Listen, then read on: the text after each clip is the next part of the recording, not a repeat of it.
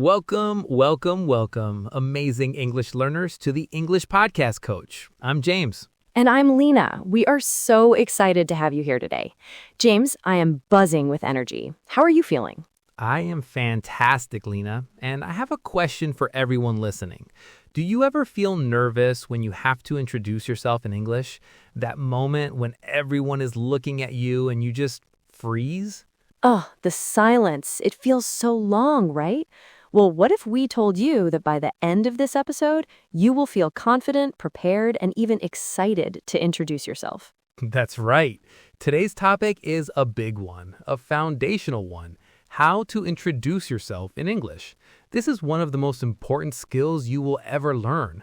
It really is. Think about it. You use this skill everywhere. When you're meeting new people at a party or a cafe. At job interviews. That's a huge one. The classic first question, so tell me about yourself. Exactly. Or in online meetings. We all have those now. You join a Zoom call and the host says, let's go around and introduce ourselves. Yep. And what about when you're traveling? You want to meet new people, make friends from other countries. You have to introduce yourself. It's the key to starting a conversation. It's the first step to connection, and we want you to feel happy and ready for that first step. Totally. Now, before we give you all our best tips and tricks, if you are excited for this episode, do us a huge favor. Right now, hit that subscribe button. Yes, and press the like button and ring that little notification bell so you never miss an episode. It helps us so much and keeps you on track with your daily English practice. And share it with a friend who is also learning English. Let's get this party started. Okay, Lena, where will we begin? Let's start with the most important idea. First impressions matter. Oh, absolutely. They say you only have about 7 seconds to make a first impression. 7 seconds. It's so fast, and your introduction is how you use those 7 seconds. A good, confident introduction makes people feel comfortable. It makes them interested in you. It makes them want to talk to you more. Right. It's like opening a door. If you open it with a smile and the clear hello, people want to come in. If you stumble and can't find the doorknob, it's awkward. That's a perfect analogy, James. So let's give our listeners the key to that door. The best way to start is with a super simple structure. Let's hear it. It's just 3 easy parts. 1, your name. 2, where you're from. And 3, what you do or what you study. That's it. Name, from, do. Name, from, do. So simple. For example, I could say, hi, I'm James. I'm from California, and I'm a podcast host. Boom. Done. Perfect. And I could say, hello, my name is Lena. I'm from New York, and I'm an English coach. See, it's clear, it's short, and it gives the other person all the basic information they need. That structure is golden. It's your safety net. If you're ever nervous, just remember those 3 things. Name, from, do. Exactly. Now, let's talk about how to adapt this structure, because you don't introduce yourself the same way at a party as you do in a business meeting, right? This is all about formal versus informal introductions. That's a key point. The situation or context is very important. So what's the difference, Lena? Okay, so a formal introduction is for professional situations. Think job interviews, business meetings, or meeting someone important, like your boss's boss. You want to be very polite and respectful. Right, so you'd use more complete sentences. Exactly. Instead of, hi, I'm Lena, you might say, good morning, my name is Lena Garcia. It's a pleasure to meet you. You often use your full name. It's a pleasure to meet you. That's a great formal phrase. What are some others? You could also say, it's an honor to meet you, if the person is very important. Or a simple, how do you do, which is a very traditional and formal greeting. And a fun fact for our listeners, the correct response to how do you do is just, how do you do? It's not a real question about your feeling. It's just a formal hello. That's such a great tip. Okay, so that's formal. What about informal? Informal is for relaxed, casual situations, with friends, at parties, maybe joining a new sports club. It's much more chill. Right. This is where you can say, hey, I'm Lena, or what's up, I'm Lena. It's much shorter and uses more relaxed language. Exactly. Phrases like, nice to meet you, are perfect here, or great to meet you. You can also use contractions like I'm instead of I am. So let's give a clear example. Let's say I'm a student. A formal introduction would be, "Good afternoon. My name is James Sullivan. I am from Chicago and I am studying engineering at the university." Very clear, very professional. Now, how would you say that informally to another student in the cafeteria? I'd probably say, "Hey, what's up? I'm James. I'm from Chicago. I'm studying engineering. What about you?" Much more relaxed. Perfect. Notice how James immediately asked a question back. What about you? That's a fantastic way to turn an introduction into a conversation. Yes, always try to ask a question. It shows you're interested in the other person, too. Okay, so we have the basic structure and the difference between formal and informal. Now let's dive deeper into that third part, talking about your job or your studies. This is where people often get stuck. They do. They might know their job title, but not how to explain it simply. Right. The key is to keep it simple. You can say, I'm a, and then your job. I'm a doctor. I'm a teacher. I'm a software developer.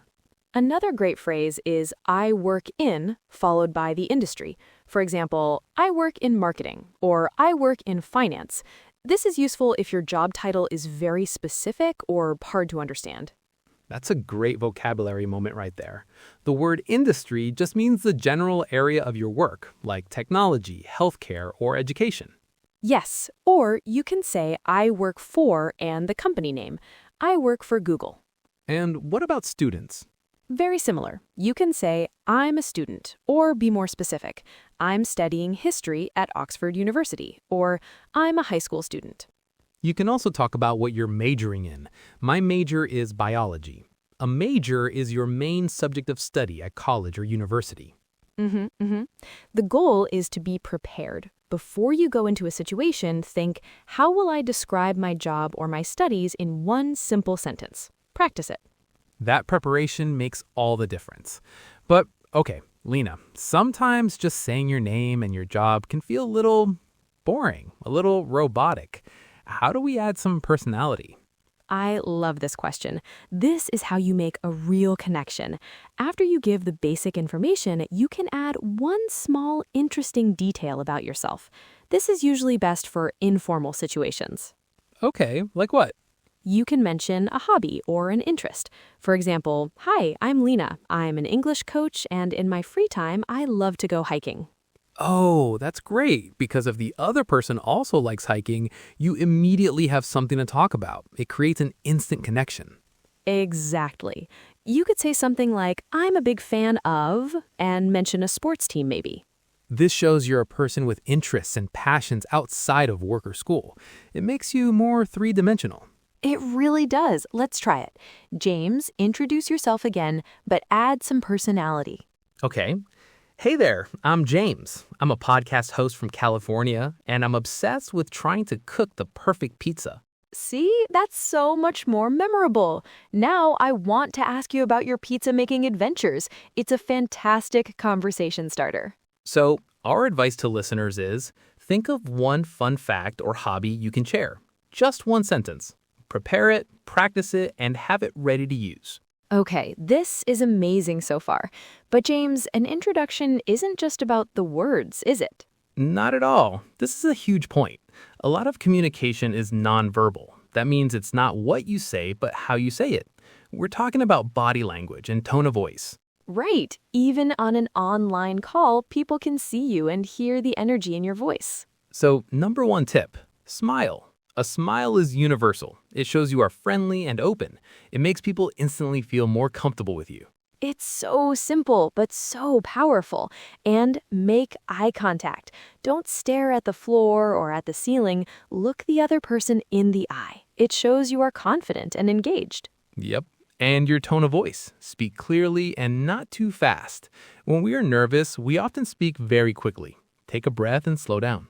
That's a great point. And try to sound warm and friendly. You can practice this. Record your voice on your phone introducing yourself. Do you sound happy? Do you sound bored? Listen back and adjust. And if it's appropriate, a firm handshake can be part of a great introduction in many cultures, especially in business.